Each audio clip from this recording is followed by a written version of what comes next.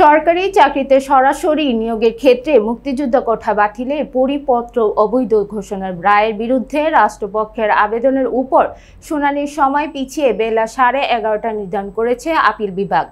আবেদনটি শুনানির জন্য আপিল বিভাগের 4 নম্বর ক্রমিকে রাখা হয়েছে। এর আগে সকাল 10টায় শুনানি শুরু হওয়ার কথা ছিল। বিস্তারিত দেখুন রিপোর্টে। বুধবার প্রধান বিচারপতি ওবায়দুল হাসানের নেতৃত্বে 5 বিচারপতির আপিল বেঞ্চে এ বিষয়ে শুনানি করবেন। রিটকারীর পক্ষের আইনজীবী অ্যাডভোকেট শাহ মঞ্জুরুল হক এই তথ্য নিশ্চিত করেছেন। মঙ্গলবার শুধু মামলার শুনানির দিন ধার্যের জন্য বেলা 11:30টায় চেম্বার বিচারপতির আদালত বসেছিলেন।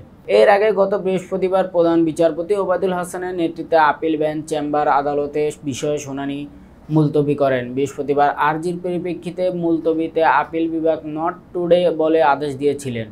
কোটা সংস্কার আন্দোলনের প্রেক্ষাপটে 5 বছর আগে প্রথম ও দ্বিতীয় শ্রেণীর সরকারি চাকরির নিয়োগের 30% মুক্তিযোদ্ধা কোটা বাতিলের সিদ্ধান্ত অবৈধ ঘোষণা করে গত 5 জুন রায় দেন হাইকোর্ট। এই রায়ের ফলে প্রথম ও দ্বিতীয় শ্রেণীর চাকরিতে 30% মুক্তিযোদ্ধা কোটা ফিরে আসে। পরে এই রায় স্থগিত চেয়ে আপিল বিভাগের চেম্বার আদালতে আবেদন করে রাষ্ট্রপক্ষ।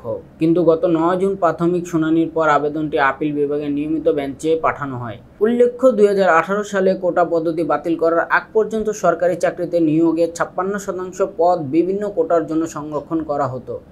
এর মধ্যে মুক্তিযোদ্ধা সন্তানদের জন্য ছিল 30%, নারী 10%, জেলা 10%, ক্ষুদ্র নৃগোষ্ঠী 5%, প্রতিবন্ধী 1% কোটা।